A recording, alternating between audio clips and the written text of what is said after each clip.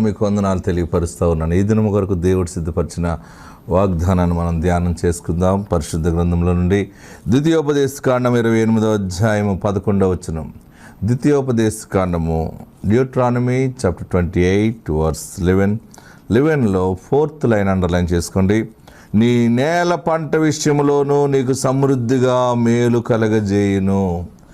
నీ నేల పంట విషయంలోనూ నీకు సమృద్ధిగా మేలు కలగజేయును.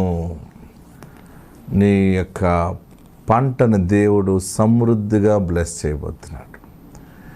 నీ యొక్క వ్యాపారము, నీవు భూమి మీద ఏది విత్తుతున్నావో అది చెరువులు అవ్వచ్చు, వరి చేను అవ్వచ్చు, గోధుమలు అవ్వచ్చు, ఏదైనా చెరుకైనా, ఏ పంట వేస్తున్నావో, అపరాలు వేస్తున్నావా, ఇంతవరకు ఏది చేసినా అంత దిగుబడి లేదు, దిగుబడి ఉంటే రేట్ లేదు, ఎండుమిర్చి వేస్తున్నావా, లేకపోతే ఏ పంట వేస్తున్నా, బత్తాయి వేసినా, ఏ ఫలభరితమైనటువంటి పంట వేసినా సరే ఇంతవరకు నష్టం వచ్చింది, నాకు సరిగా మేలు జరగలేదు, ఇలాంటి కష్టాలు, బాధలు నీ జీవితం ఎక్స్పీరియన్స్ చేసేవేమో.